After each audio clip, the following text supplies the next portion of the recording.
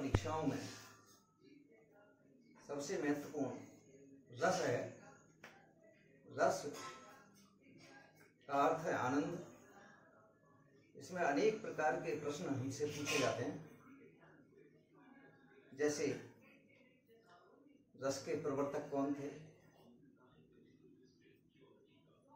रस के अवयव कौन कौन से हैं, और रस की परिभाषा क्या है, रस कितने हैं, भरत मुनि के अनुसार कितने हैं। तो रस का अर्थ है आनंद, अर्थात काव्य को पढ़ने, नाटक को देखने से जो आनंद की अनुभूति होती है उसे हम रस कहते हैं। और भरत मुनि ने परिभाषा लिखी है, रस्यते आस्वादते इति रसः। जिसका आस्वादन किया जाए, जिसका आस्वादन की जाए उसे हम रस कहते हैं। भरत मुनि ने अपने नाट्य शास्त्र में 8 रसों का प्रतिपादन किया है। प्रश्न आता है भरत मुनि के अनुसार कितने रस हैं, तो हम लिखेंगे 8। उन्होंने कौन से रस को नहीं माना है, तो उन्होंने शांत रस को रस की संज्ञा नहीं दी है। शांत रस को उन्होंने नहीं माना। 8 रस हैं, लेकिन अधिकांश विद्वानों ने 9 रस माने हैं, जो इस प्रकार हैं। श्रृंगारम, हास्यम, करुणम, रौद्रम, वीर, भयानका, विभात्स, अद्भुत, शांतस्य एतद नवरसा स्मृता। ये 9 रस हैं, लेकिन इसमें शांत रस को भरत मुनि ने नहीं माना। आजकल प्रचलन में 10 रस हैं, क्योंकि सूरदास जी ने अपने सूर सागर में 10 रसों का वर्णन, 10वें रस का वर्णन किया है। उसका वात्सल्य रस, यानी पुत्र के प्रति स्नेह, ये वात्सल्य रस माना है। अब रस में जो मुख्य चीज है वो है स्थायी भाव। मुख्य रूप से रस में स्थायी भाव है। स्थायी भाव वो होते हैं जो हमें रस का यानी आनंद का अनुभव कराते हैं, वो स्थायी भाव हैं। कहने का तात्पर्य यह है कि बिना स्थायी भाव के कोई रस नहीं होता। स्थायी भाव हमारे हृदय में सदैव रहते हैं, इसलिए इनको स्थायी कहते हैं।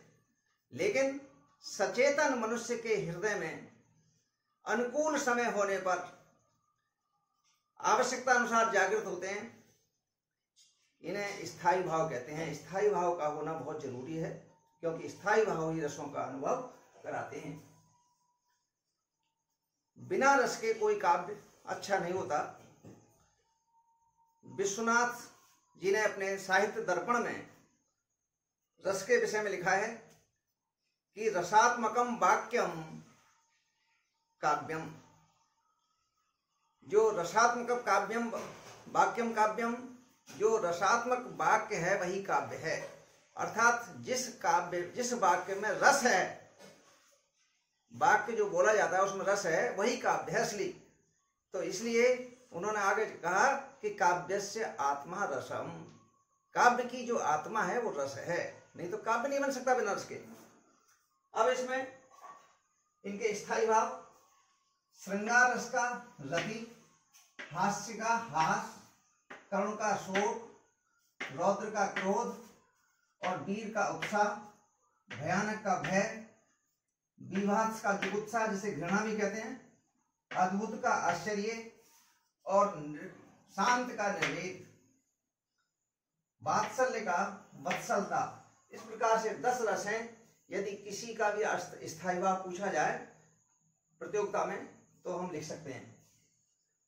अब रस के 4 अवयव माने गए। जो परिभाषा आई है रस की, भरत मुनि ने जो लिखी है वो है विभाव, अनुभाव, संचारी भाव, संयोगादर्श निष्पत्ति। अर्थात विभाव, अनुभाव और संचारी भाव के संयोग से रस की निष्पत्ति होती है।